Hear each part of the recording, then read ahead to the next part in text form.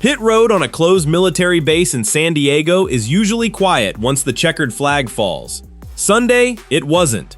A driver in street clothes walked straight toward a car that had just finished its very first NASCAR race and asked a question that needed an answer. What he got back instead was 5 words that haven't stopped circulating since. I know how you guys play it. Nobody standing on that pier understood yet how far those 5 words would travel, or how much one debut and one struggling career were both about to change because of a single corner, a single wreck, and a confrontation NASCAR still hasn't fully put to bed. Kevin Magnussen, a former Formula One driver with a decade at the sport's top level, was making his Cup Series debut in Trackhouse Racing's Project 91 entry. Noah Gragson, a full-time Cup driver fighting to keep his ride at Front Row Motorsports, was racing for survival in a season that had given him almost nothing. By the end of the Anduril 250, Magnussen had the fastest lap of the day. Gragson had a totaled race car, a race-ending wreck, and a 35th place finish to show for it. This is the full story of what happened across a brutal stretch of laps at Naval Base Coronado, what got said once the engines shut off, who in the garage is taking sides, and what one Sunday might end up costing Noah Gragson's career. If you're the kind of NASCAR fan who wants the real story instead of a 30-second clip with the context cut out, hit subscribe before you go any further, because we're walking through every lap that led to this. Drop a comment telling us who you think was actually in the wrong, Magnussen or Gragson. Stick around too, because the part of this story most fans never saw coming is still ahead of us. Start with who these two men actually are, because the contrast is the whole story. Magnussen spent a decade in Formula One, racing for McLaren, Renault, and Haas, and he still holds the record for the most points ever scored on an F1 debut. His road to San Diego ran through Trackhouse's Project 91 program, an initiative built to drop globally recognized racing names into select Cup Series weekends. Names like Kimi Räikkönen and Shane Van Gisbergen came through that same door before him. Van Gisbergen used it to launch a full-time Cup career. Gragson's road looked nothing like that. The Las Vegas native is in his 4th full season as a Cup regular, driving the number 4 Ford for Front Row Motorsports. And 2026 had already been brutal before San Diego ever happened. He came into the weekend with exactly 1 top 10 finish in 17 races. Layer the setting on top of that. The Anduril 250 wasn't just another street race. It marked the first time NASCAR's Cup Series had ever raced on an active United States military installation, run on a tight, punishing circuit carved through Naval Base Coronado. 39 cars took the green flag, and most of the day's storylines were supposed to belong to somebody else. Corey Heim shocked the field with his first career Cup win. Van Gisbergen started from the pole. None of that ended up mattering once 2 cars running outside the top 30 gave San Diego its actual headline. But here's the thing, most people still get wrong about what happened between these two. This wasn't one bad corner. It was a fight that built across most of the afternoon, 1 lap at a time, long before either man raised his voice. The first contact came on lap 25, with both cars buried deep in the field, racing hard for position in the 30s. Magnussen moved to the inside, Gragson held his line, and the 2 cars came together as Magnussen ran into the back of Gragson's Ford. They exited that corner side by side, doors touching, and Gragson didn't back off. The frustration didn't fade after that. It compounded. Lap after lap, the two kept finding each other in traffic, kept trading contact, kept refusing to be the one who lifted first. Neither driver was racing for a win that afternoon. Both of them were racing like the only thing that mattered was the other car. By Kevin Harvick's own account on his podcast, even Magnussen's radio that day told the story of a driver who knew he was out of his depth in an unfamiliar kind of fight. Harvick described Magnussen telling his team, in essence, that he'd never been in that position before and didn't fully know what to do about it. That single detail says almost everything about how foreign this style of racing was to a man who'd spent 10 years in Formula One. NASCAR doesn't lift. NASCAR finds out. The breaking point arrived late in Stage 2, on lap 37, in the tight, sweeping right-hander of Turn 4. Magnussen got underneath Gragson's Ford and made contact with the right rear quarter panel. Gragson's car snapped sideways and slammed the wall hard enough to end his afternoon on the spot. This wasn't a clean racing incident either side could shrug off afterward. To a lot of people watching live, It looked like a driver who had simply run out of patience and decided the next contact would be the last one.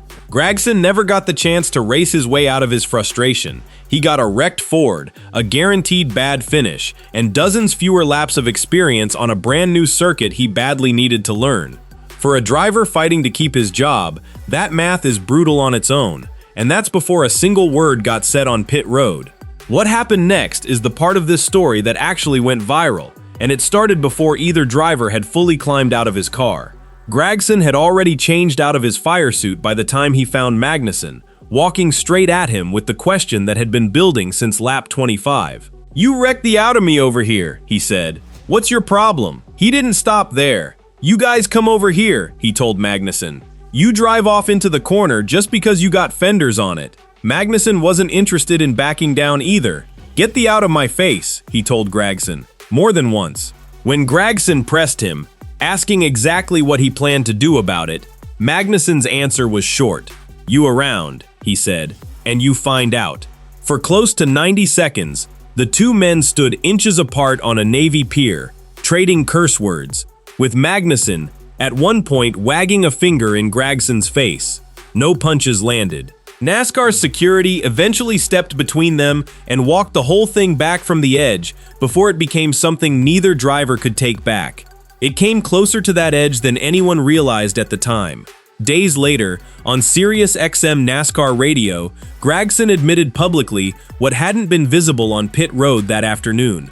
"I really wanted to go fight," he said. He explained that someone warned him, right before he reached Magnussen, that there would be long-term consequences for his job if he threw a punch. That single warning, by his own account, is the only reason San Diego didn't end with two drivers swinging at each other on live television. Gragson didn't stop at the wreck when he explained his frustration afterward. "What I'm most mad about," he said, "is that you're in our ballpark. We're out here racing our 38-race season." And on lap 3, in his view, Magnussen was already jamming up the inside and running into guys who raced that circuit for a living. Magnussen had his own version of events a few days later, calling the whole thing dumb and walking through exactly what happened in his head. He bumped Gragson, dove for the inside, and got bumped right back once Gragson closed the door. Then he added the line that's followed him ever since. "I've watched NASCAR before," he said, "so I know that's how you guys play it." That single sentence is exactly where the garage split in two. Kevin Harvick didn't side with Gragson at all. On his own podcast, Harvick argued that Gragson left himself with no good option once the contact happened, pointing out that Gragson lost roughly 20 seconds to a car that was already 2 seconds a lap faster, and then lost the position anyway once Magnussen turned him into the wall. "It's not Noah Gragson's best look," Harvick said. "I think he kinda looked bad in this scenario. Denny Hamlin landed somewhere completely different." On his podcast, Hamlin praised Magnussen's speed and called his Cup debut wildly impressive, pointing to the fastest lap of the day with real respect. Respect for the performance, though, didn't stop Hamlin from siding with Gragson on the actual incident itself. "If you're coming over here for a one-off," he said, "you've got to show the competitors who are here full-time some respect." Hamlin went a step further, suggesting NASCAR's reputation for contact-heavy racing gave Magnussen an excuse he shouldn't have leaned on. "I'm going to have to side with Noah on this one," Hamlin said. So now two NASCAR legends are watching the same 90 seconds of footage and reaching opposite verdicts. One says Gragson should have known better than to pick that fight on pit road. The other says Magnussen should have known better than to start it on the track. Neither argument is unreasonable, which is probably exactly why this is still being debated in every garage in the sport, days after the checkered flag fell. This isn't the first time Gragson has ended up toe-to-toe with a Trackhouse racing driver on pit road either. Back in 2023 at Kansas, he confronted Ross Chastain. After contact ended his day early, grabbed Chastain's fire suit, and got a real punch in return. A clean right hand to the face, before security pulled the two of them apart. Gragson never got the chance to swing back that day, and afterward he openly said he wished officials had let the fight actually play out.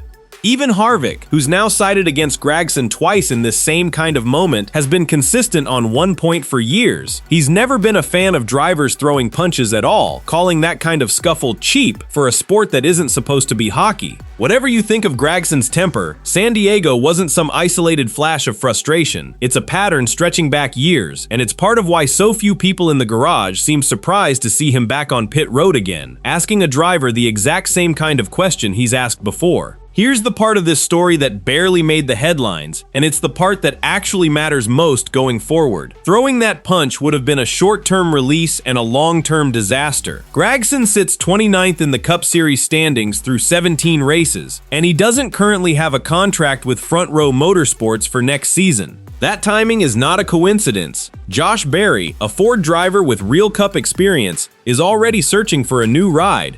Layne Riggs, just 24 years old, is leading the Truck Series standings with 4 wins already this year for the very same Front Row organization Gragson drives for right now. Rumors in the garage keep pointing toward Front Row eventually moving either Riggs or Chandler Smith up into a Cup seat.